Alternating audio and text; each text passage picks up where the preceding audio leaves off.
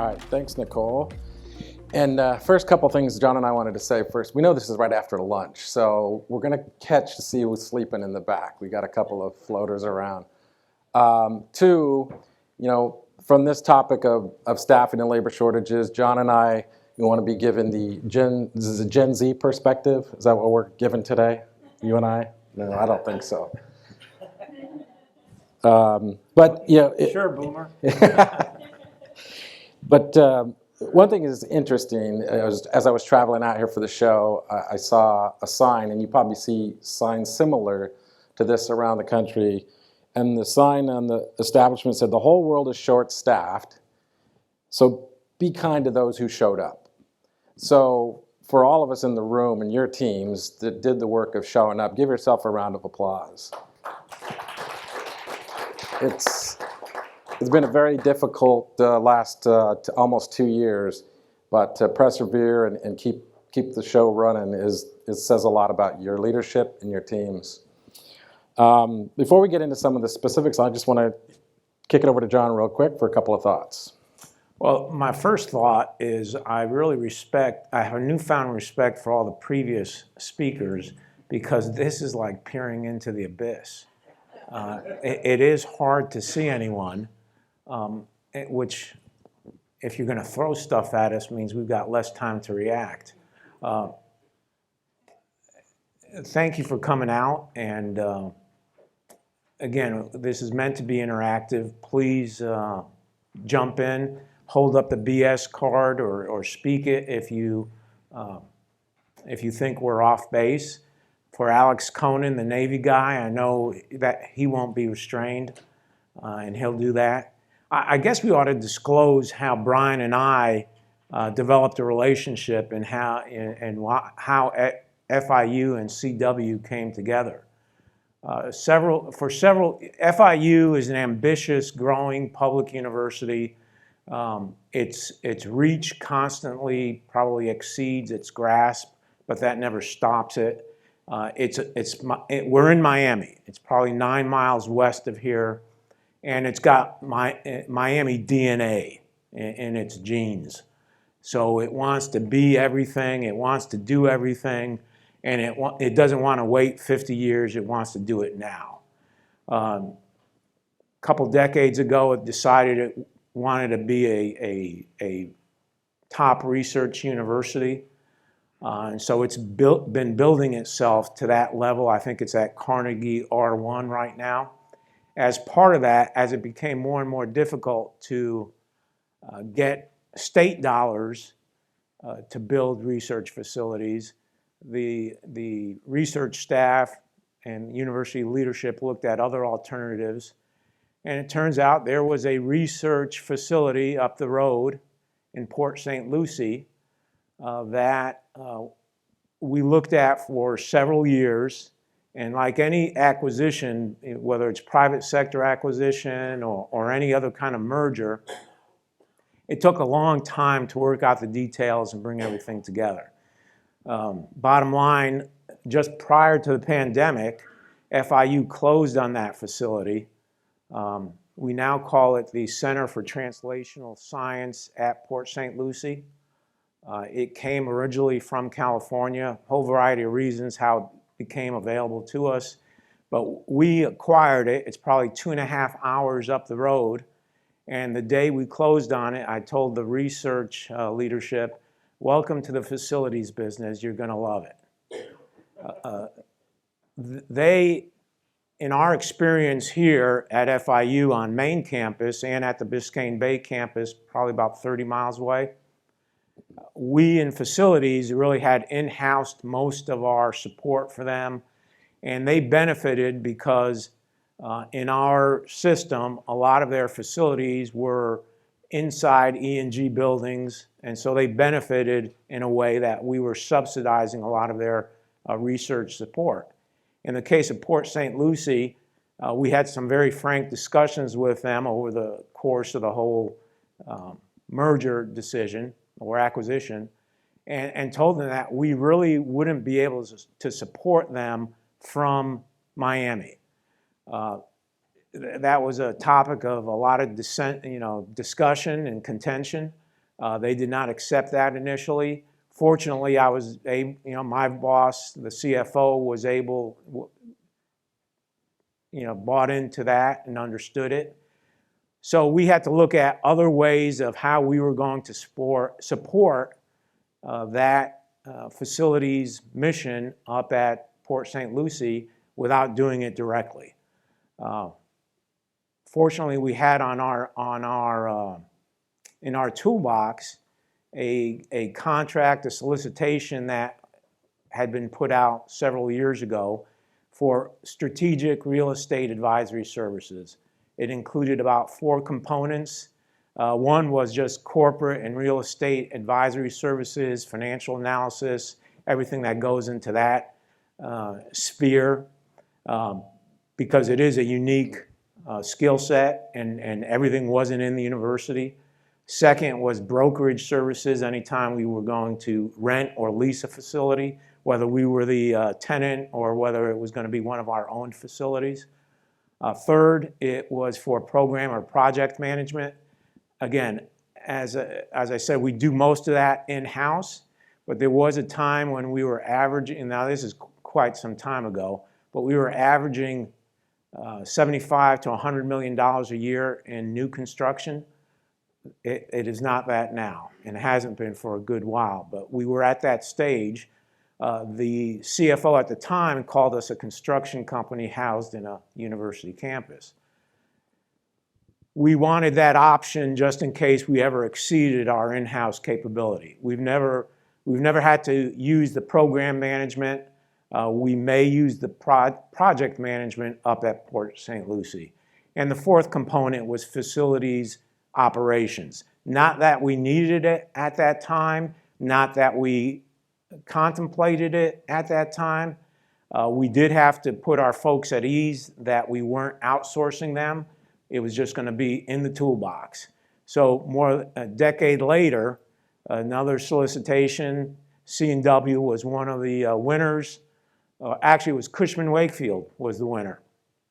So when we looked at that need that we had at Port St. Lucie, we learned it wasn't Cushman Wakefield that would do it, it was CW Services. So we actually met on a Zoom call. So you can do business on Zoom. You can even develop a relationship on Zoom. It's not as good as in person, but we were able to do that. So that's how we got together.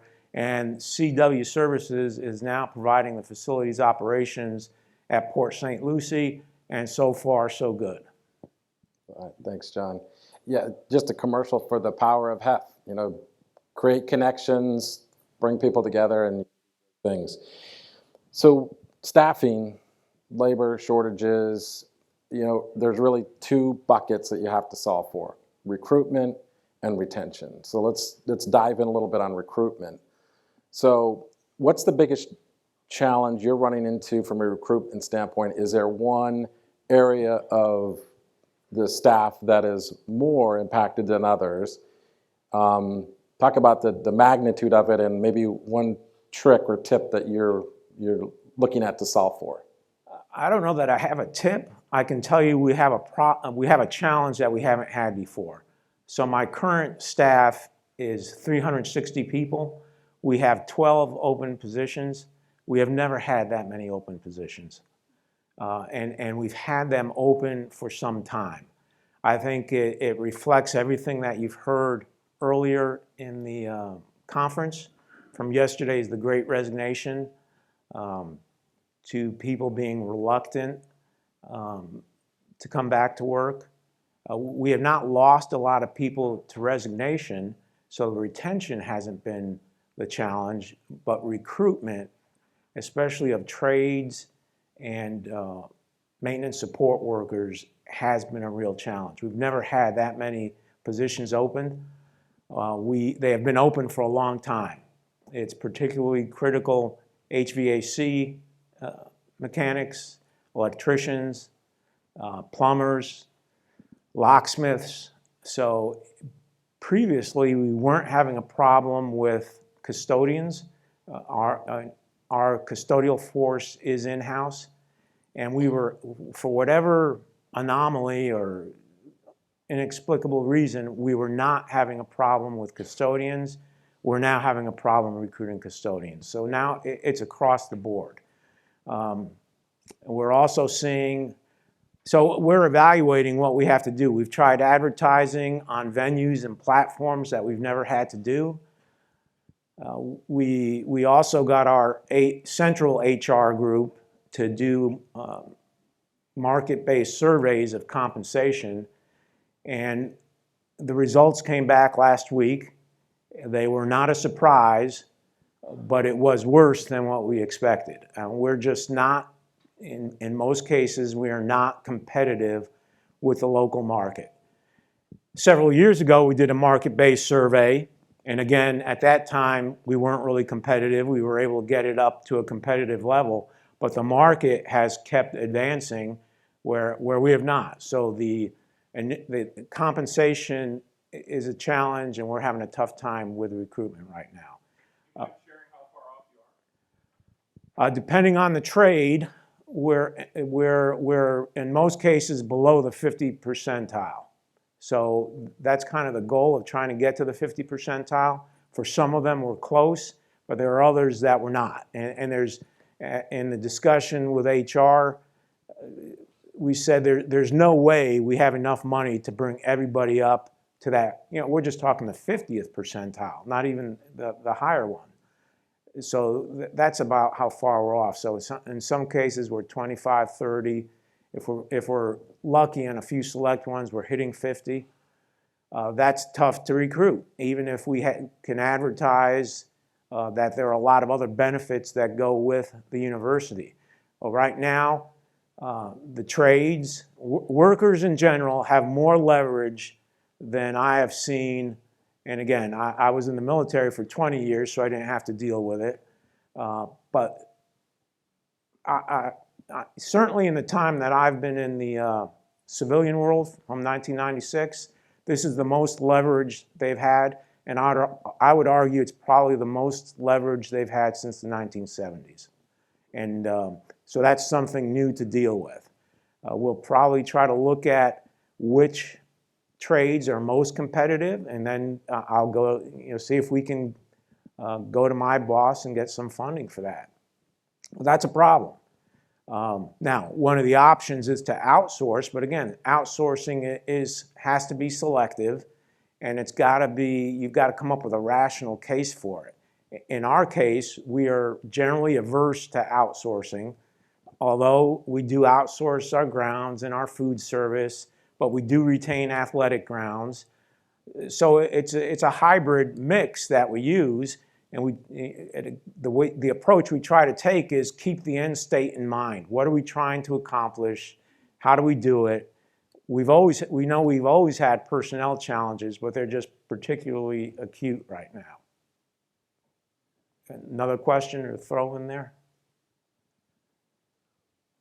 So, days to fill, what would you have been tracking before on maintenance or custodial roles, and what is that at now? How much has it gone? How much has the duration gone up? We've never been fast. In the state system, there are just a lot of requirements to go through. So it's always been a rather slow process, sometimes cumbersome. DEI requirements adds a little bit more to that. So I would say prior to the pandemic, it could be 90 to 120 days. Now it's anywhere from 6 months on that we've had openings. And yet you still got to get the business run, so that becomes more and more critical for sure. Well, that's why I say, no one, probably few people are fully resourced across all areas. So this has been a challenge we've always had. I think if you keep, what is our mission? It's to provide services to the university, and there's no one cookie cutter prescription for how you do that. Some places, and it is situational. You can be in a location where you don't have a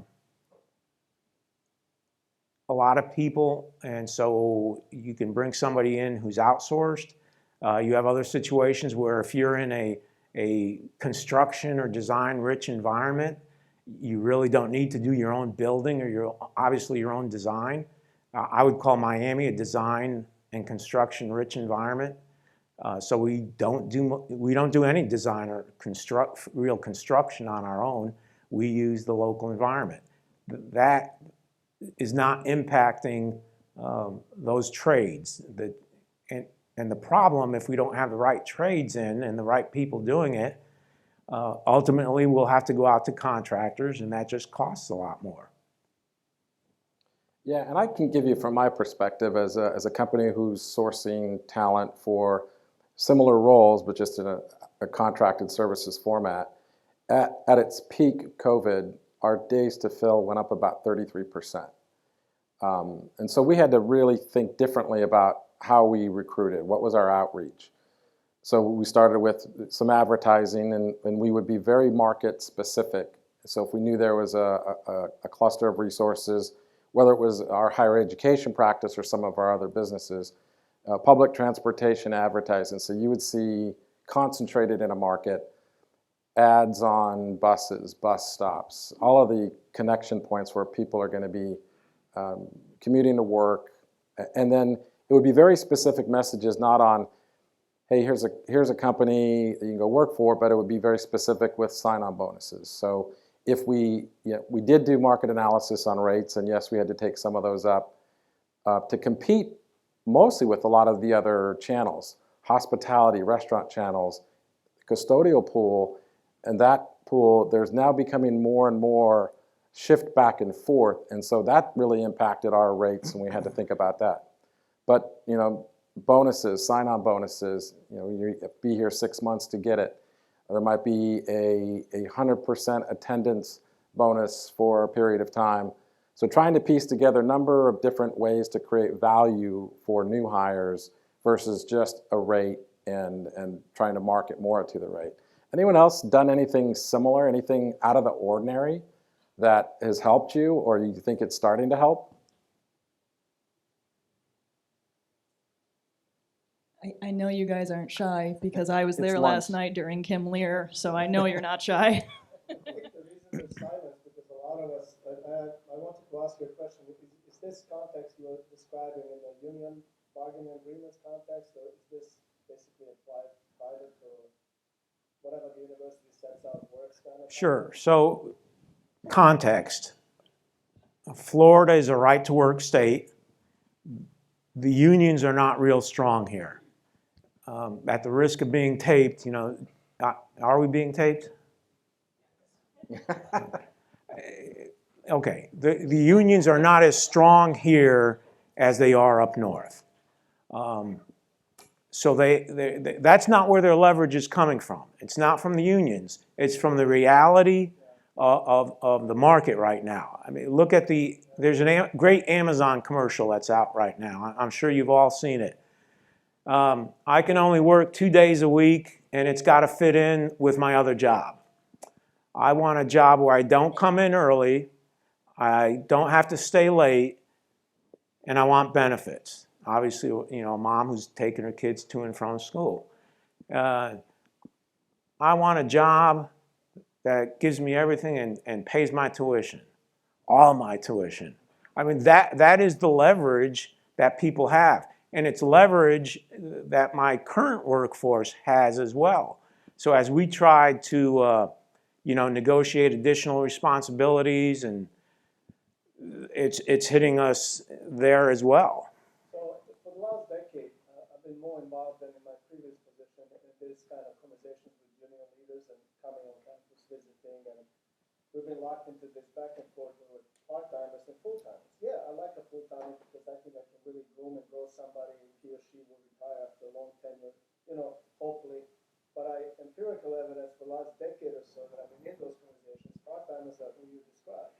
I go for benefits here, for extra money for our cruises or whatever we do here, and there's a nice education benefit, and my husband is in that organization. So we try to ask our part-timers who are otherwise making themselves a room to make that leap. No, thank you. I like the setup. This is how we do. We have 3 jobs between us, and they kind of tick our boxes. So that's on the market of those that we search for. And yes, I share your pain of average 6 months now for us. And you don't know if you get the person at the end of the pipeline because after you're done and they say yes, they still need to come and show up to work. We had that happen where nobody came. And then I'm comparing them with our larger conversations about building and construction and adding square footage and how the sector for labor, for maintenance, really travel and maybe not in lockstep with us. We have a lot to maintain now. And the labor force is what the labor force always is, looking around for different things in the market and different opportunities. So we have a conversation that I think is really twofold, in my view. So your staffing services may be, I don't know. The next decade or so, are we talking about amalgam where you fill the needs with different solutions out there, union or no union, strong or not, the needs are defined by what's available. We have a question back here who's been waiting patiently too. Where? Up in the back here, to your right, way up and to your right. I'm from California, and we have really weak unions too. You know, like the Teamsters, and so it's constant issues with our hiring. What we did, we came up with another strategy from a public institution, and what we started, we were horrible at advertising our benefits.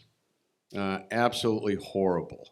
And even HR, who should be the one telling us that, we had to tell them, look, the benefits here, just an average, let's say $100,000 salary, you're adding another $50,000 onto it for benefits. But we thought that was a great strategy, and for many years it worked.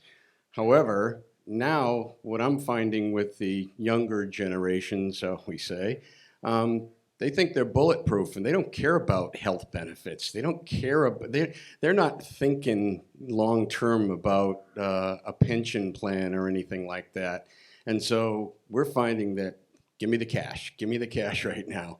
So it's a constant battle for us in that realm right now, especially when you've got the Googles of the world just throwing stupid money at people, and that moves the needle for everyone who can't possibly even keep up. So it's a real problem. Yeah, I would echo that as well.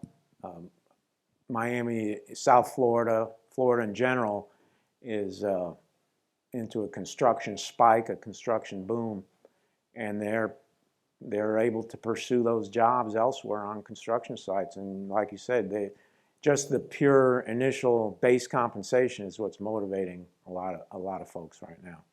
Now, in terms of the unions, and I am, by my comments, please don't interpret them as derogatory towards unions. But as a leadership perspective, and I think Juan said it, Juan Antavarios in his discussion today, it's people, people, people. Well, my responsibility as the leader of the facilities group is to not just deliver the services, but take care of the people. So the approach we've tried to take is, independent of your union and whatever your union does for you, we will do what's right for you, and we'll do the best that we can. And we will deal with you forthrightly. We will tell you the truth up front, and that has generally worked. When it came time for the pandemic to do what we had to do, they reacted to that. They responded to that. And not just during the pandemic, but prior to that. So I think we've made the case, you all can do whatever you want with your union. We will take care of you, and we will do better by you than your union does. Hopefully we can continue to do that. Now, I know that California and New York unions won't like to hear that, but Jimmy Hoffa didn't make it down here, so. What about Arizona? Let's find out. You'd asked the question, one of the things we decided to do, and by the way, we've been saying that our benefits are better than anybody. They're not anymore. They're not. They're the same thing that's happening in industry. They're catching up to us. And quite frankly, our defined pension plan, at 6 months, they get an 11% pay cut because they have to contribute to their pension plan now. And that's a shock to people. So we're taking all these vacancies. I have a 25% vacancy rate, and we're using that money to raise salaries. And we're just doing what the university typically does. We're pushing it off to the next problem. And well, we're going to have to pay that bill at some point. And the result is either going to be more money or a decline in services. But we had to go from $13.08 as our minimum wage to $15.76 just to keep up with Amazon. There's no choice. That other Amazon commercial is $17 a day, an hour. And when you're paying somebody with 2 years experience $14 an hour, it just doesn't work. So I think all of us as public institutions are going to have to get the university to come to grips with the fact that salaries better go up or services got to massively go down. And that's our the razor's edge we're fighting with right now.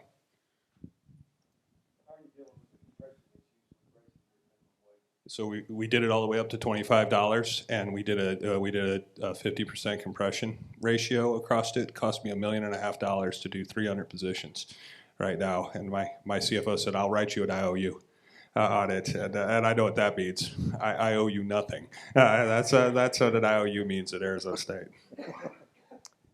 Well, in defense of my CFO, his IOU is good. So if we can convince him to do something similar, he would stand by that. But this is being taped, though. His IOU is great. But you're exactly right. If you raise the minimum, that forces other changes. But you know what? That's okay, because you got to create. Before you can solve a problem, sometimes you have to make a problem. But so that in the end benefits a lot of other people as well. Thanks. So I'm up in the Northeast where we have that white stuff that falls every winter. And that makes the challenge for hiring custodians all the more difficult also, because historically we have required all of our custodians to be essential personnel for the snow. When we don't have a marketable salary to begin with, and then we add on to that, oh, by the way, we expect you to come in for every snowstorm because the union will not allow us to hire part-time custodians to do a full-time custodian's job. What we're finding is a lot of our full-time employees, in order to make ends meet for their families, are taking second jobs. And so they're not available to us for the essential personnel contract that they signed up for. And quite honestly, a lot of the people that would otherwise take the job, they're not interested in investing the time or committing to those extra hours either. So in the past, our employees would love to have the opportunity for overtime to make a few extra dollars. Now we're finding that that's not an incentive. In fact, it's a disadvantage in many cases. It's making the recruiting all the more difficult. I do have a couple of questions piling up, so I'm going to try to get to you in the order that I see you wave me down. So I'm going to come back over here. So I'd say a couple things that we have had to do is back to the benefits. My starting wage is $14. I can pay up to $25 an hour part-time, and it doesn't cost me anything. So, old school, nobody wanted to do that. Too much friction. Well, all of a sudden, our good, loyal, long-term workers are like, I don't want to get short-shifted. I don't care what you do. So now we're out there, 22, 25 an hour, pull part-time people in, and we got more people looking for part-time just within our student body that we're pulling into the community. So we're starting to see that. My issue there is, there's no public sector HR department set up to do good part-time hiring.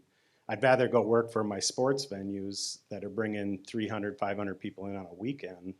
They got a call list, they need 100 people, call till they get 100. And so we're trying to figure out how to build that machine of working with part-time on a day-to-day basis. I would say the other thing that's working for us, and it's not going to work forever until everybody else catches up, but we can basically steal everybody's front-time labor if we go to 410s. And I can rotate 410s 7 days a week. That's fine. But pretty soon the K-12 and everybody else are going to say, I'm going to go to 410s, and then 5 years from now we're back to the same boat. All right, I'm making my way back around, so talk. Maybe could you identify yourself and where you're from when you speak?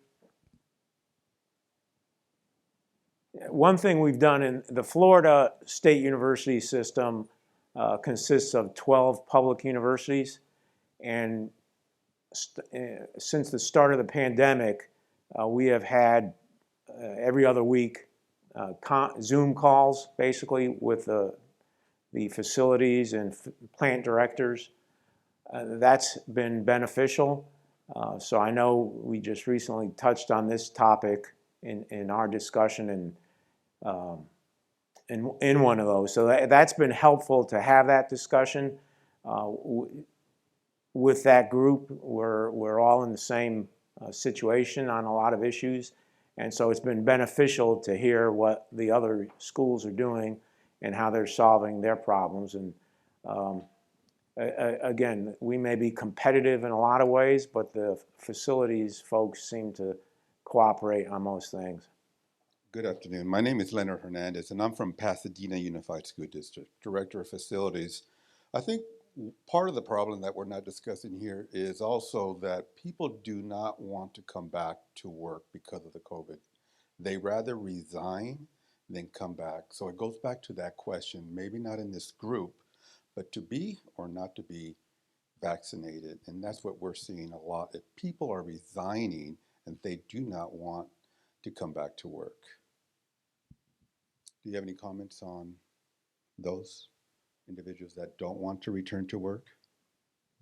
I can only comment on our specific situation.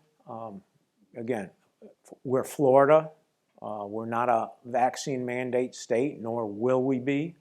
I can tell you that when the pandemic hit, and again, I'll go back to Juan's people. If you deal with people and give them straight facts as best that you know them, they'll generally react pretty well. They'll deal with that. At the start of the pandemic, I would meet in what we called town hall, neighborhood hall meetings, and with all small groups. It would be outside in our patio area, telling them what we knew about the pandemic, what we didn't know. The first meetings were before we even wore masks, and they were asking, well, why aren't we wearing a mask? And I gave them the then, and 2 weeks later, I had to give them a different explanation. But they understood that we learned about the disease as we went along. When the vaccines came out, we met with them again, and frankly, I encouraged them to take the vaccine, but I told them you have to talk to your doctor. I can't make you do it. Nothing's going to happen to you if you don't take it. We are not supposed to track who's vaccinated. We don't. However, just from informal sensing, I would say we're at 80% plus in our workforce, and I haven't done another sensing in a while. We did lose one person to COVID. So I think that probably hit people's attention. We have had several people who contracted COVID and fortunately recovered. So, we dealt with them, laying everything out and telling them what we needed to do. And when we did our workforce analysis, 2/3 of my workforce cannot work remotely. Like Juan said, you can't do chiller maintenance remotely. I can't tell the athletic grounds guy, go cut the grass of your neighbor and call it training. That's not going to work. So for me, it was an indicator when the trades did not feel bad about the other people, the accountants or whoever, who didn't have to come in and could work remotely. They understood it. They understood that reality. So that, I think, is one of the tools. Now, when we brought people back and started repopulating early on, absolutely people are uncomfortable coming back. When we initially went remote, I wasn't, for the first 2 weeks, most people did not come in. Then we started bringing some essential people back. If I would be in the office, the building was empty. So the first time I saw people coming back into the building, even though everyone was masked up. I can share with you, my first reaction at seeing someone in the hallway was, what are you doing in the hallway? It was like that. That was what I was thinking. Get out of the hallway. I like being alone in the hallway. So no matter how committed you are, you have to get over that. When you get used to doing things a certain way, it's tough to change it again. And when we get into a routine, just like the endurance athletes, when you train, it is tough to stop training because it affects your whole mental and spiritual, psychic makeup. So people, when they initially came back, had some challenges, but they did come back. Probably because they felt if they didn't come back, they wouldn't have a job, and at that point, they weren't ready to lose a job. So they came back, and again, by having most of the facilities back, we could demonstrate to the rest of the university the protocols work. Follow the protocols, do the right things, and it can work. But we know a lot of the rest of the university didn't come back, so it's been a constant, why are you in my hallway type deal. When they come back again, are they going to be safe? Is it clean? Why do I have to come back if I can work as efficiently remotely?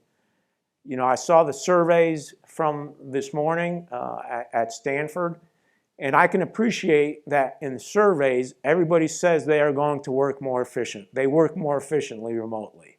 I get that answer. I'm not sure what leadership thinks. Are we all working more efficiently? There are some things you can't do remotely, and there are dynamics and cultural cohesion issues that just don't happen on Zoom. So I liked what you said about sometimes problems and solutions, and the problem creates the opportunity for the solution. But I'm wondering if this might be a solution for another problem, which is that we've been trying to move women and minorities into the workplace and into facilities, which we know has traditionally been, if you're coming up in the trades, I don't have a single person on my trade staff who's a woman, and in New York at an institution where we're serving a largely minority population, very few minorities in the trades. But I have a very diverse tech team, and we bring people into tech. They start off part-time. We move them into a full-time position in the help desk. They learn skills on the job. They then move into media, and they're in the classroom. And then they move into infrastructure, and they're in the data center. And I love the idea that Juan has about training, because we're institutions and we teach students, right? And so I feel like there's got to be an opportunity here for us to be able to move somebody from being in custodial staff to being in the boiler room. And so I guess I don't see it happening tomorrow, but I guess that's my challenge to the group is can we do that, and can we help solve another problem through this one? Anyone from the audience have a good thought on that? And something you're trying? Way back in the back there. Yeah.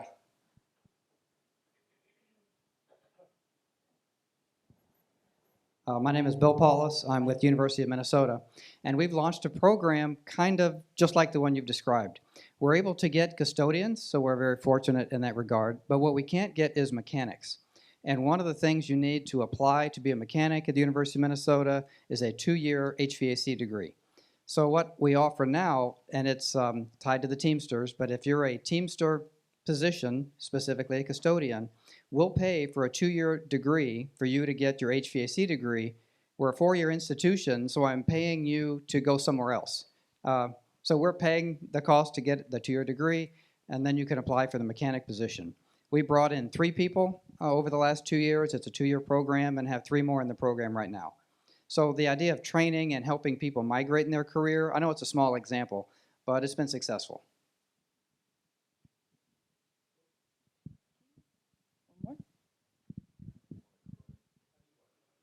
Okay, we got a couple here. So. I'm Dan Kozlowski with Colorado State University. We also, thanks for sharing that. We also, our heat plant utility operators initiated the same program you just described. And what they've done, they've put together, some metrics. At 12 months, you'll get, from this LTC trainee position into a utility operator. State classified system in Colorado only has two levels in that series, so it's been a real challenge. Now it's in its infant stages, but I know as of last week they had somewhere in the ballpark of 27 applicants for that. They opened it public and internally. So I mean, the downside is you're pulling custodians, and those are also becoming harder to hire. And the other downside is we don't want to be just a stepping stone and have a retention issue down the road. But I think we're going to have to take those risks. So that was just a comment that we are doing those things, and the initial assessment is that it's good so far. I had a question related to that. Do other people have that? And specifically, have you actually leveraged our partners in academia for help writing those programs?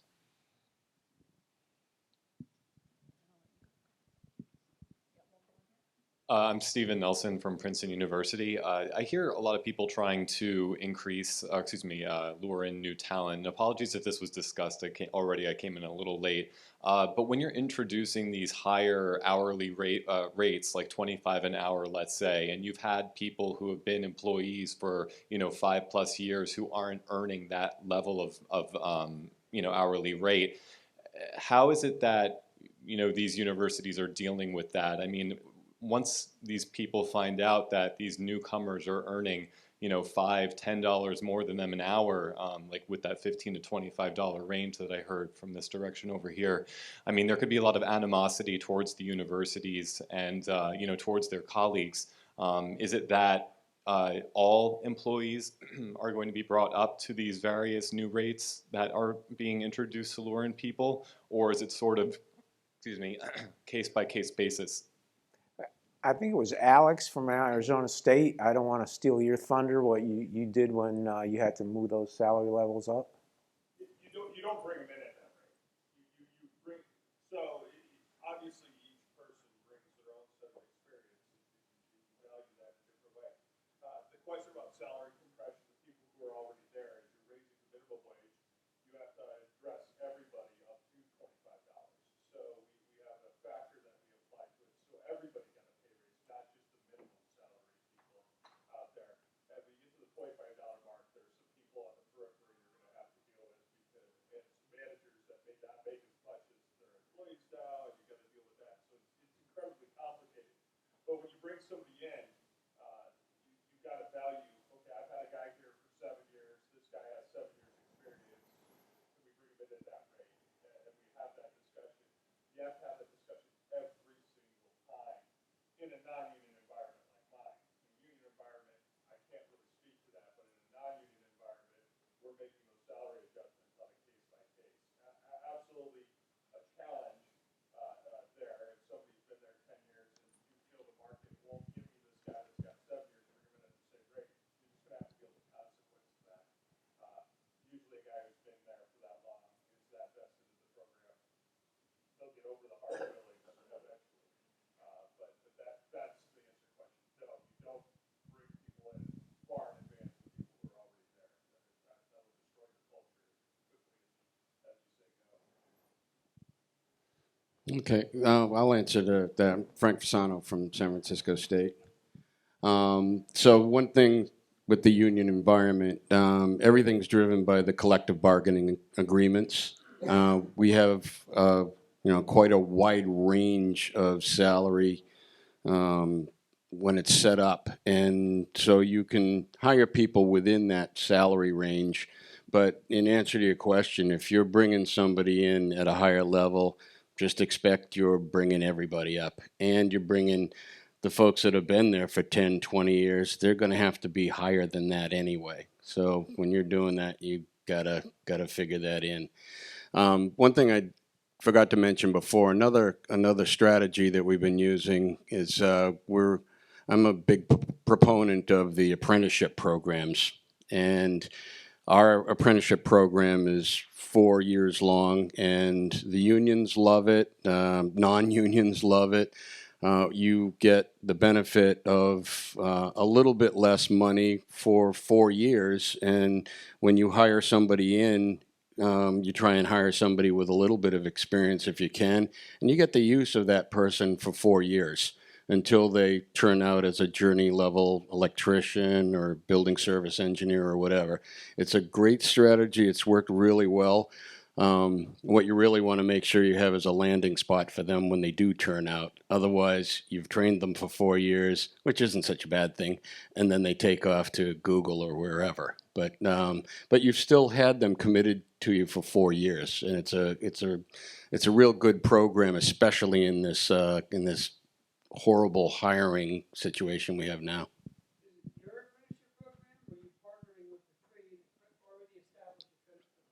That's a great question.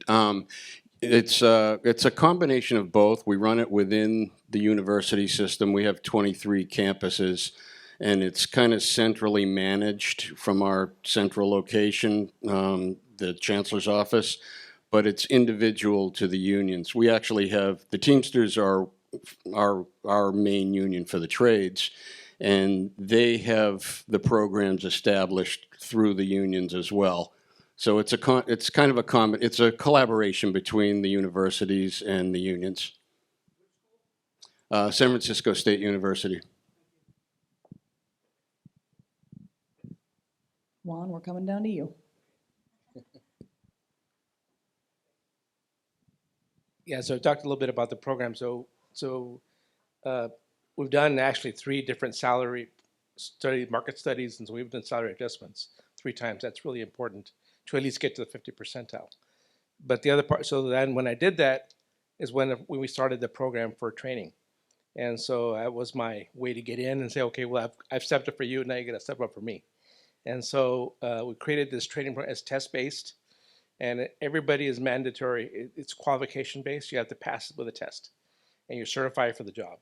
And so I pay them up to 6 hours overtime a week for them to certify for their job. And then once they're certified for the job, they can pre-certify for any other job. So that's also creates a kind of a progression path within the group. Now that I don't pay for that. That's on them. That's their responsibility. And so it's been we've done that, and then we've also bring in entry level.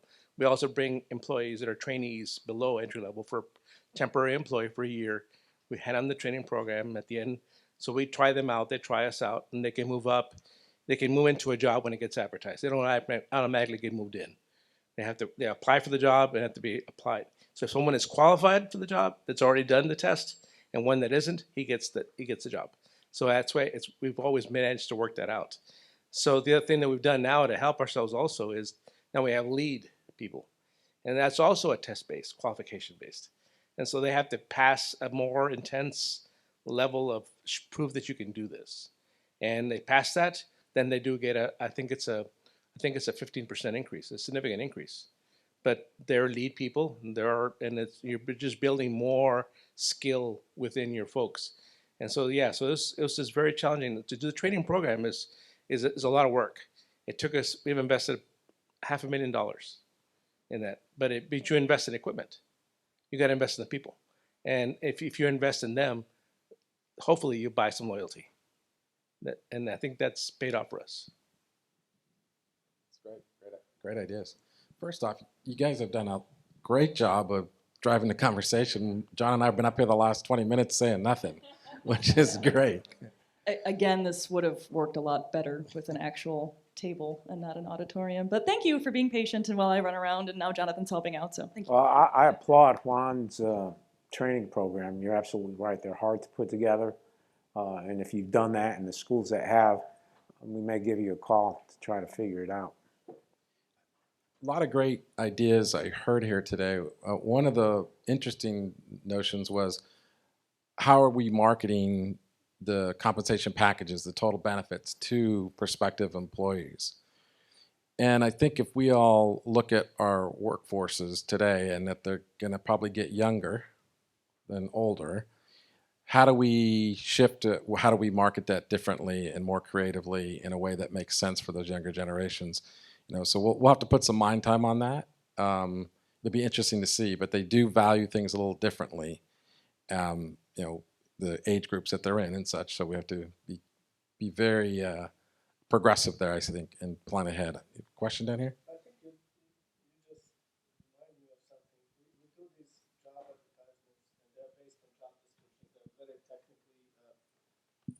technically written. We have all the bargaining agreements, and your line of duties is this, and it's specified.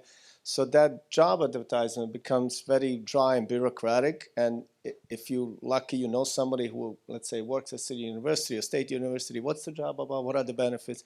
Very, accidental information, and people apply. You reminded me that to inform generation of today's workspaces, probably that language needs a little tweaking. In addition to putting what is mandated and has to be there, a language that speaks larger about the values and benefits in a discrete way that speaks to younger generation probably is a really sage idea.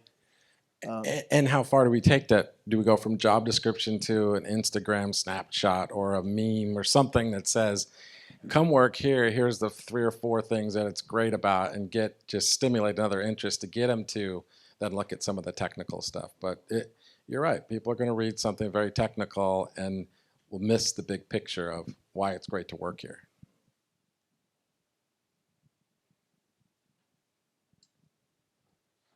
Anybody else? Any other comments? Juan? Yep. So on the young guys, so we do a lot of outreach to students and to using Twitter and LinkedIn. We do all these things now. I don't know how to use all that stuff, but they do. And so, but that's a way to advertise what we do and how we do things and the potential opportunities.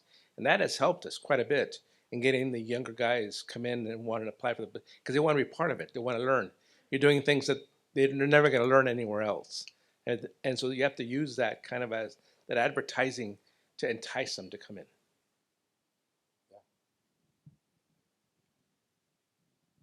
A lot of great, I mean, I would say 75% of the ideas here were about recruiting and outreach, and for obvious reasons is what we're in the middle of it.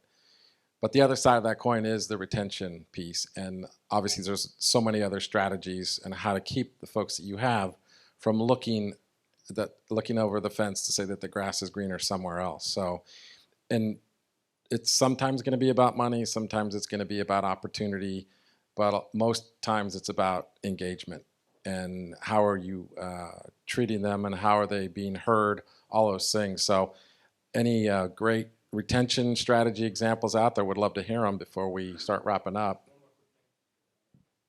So during the pandemic, we do a town hall with 110 employees with Zoom. And so they liked it because they don't get to see us very often. So now we get to see us at least monthly. And so now we have it set up so that if they have a topic they want to cover, they can submit it anonymously. So we're always talking about things they want to hear about. And so that has helped us, the retention, because we work in our little cubby holes and we don't see each other. And so then this is an opportunity for everybody to see what others are doing. So now employees, supervisors, and managers are actually doing presentations. And this is what we're doing. This is the things that we've done. So that's a way to advertise within your workforce and hopefully encouraging them to stay and maybe to move to a higher paying position, which is really good for us. Yeah, no, that's a great idea. That's well done. Any other tricks? There we go. So I'm Jean Robinson from the University of Massachusetts in Lowell. And one of my favorite stories I just heard within the last 6 months, I don't remember if I heard it at one of the mastermind series from HEFF or if it was an APA web conference. But it was out in California, and a mother took a job as a custodian several years ago because she wanted her children to have a better life and to have an education. And the only way that she could afford for them to go to college was through the tuition reimbursement program. So her first daughter went all 4 years, graduated. Second daughter came up, went to college, all 4 years, graduated. Long story short, she was able to put all 3 daughters through college. And as a result, she had the loyalty, or the university had the loyalty, and they had her for 19, 20 years as a custodian. And it all started with that benefit of tuition reimbursement. That's awesome. Great story. All right, Nicole, I I think we've had some great dialogue and questions and answers and ideas. Any others? Yeah, I think we had, well, once again, I got to bark at you about all going to your meetings now. So I think it's about that time. I know Brian and Frank need to get over there too. So we will wrap this up. And thank you, guys. Thank you, Brian and John, so much for leading this conversation. We really appreciate it. Thank all of you for participating.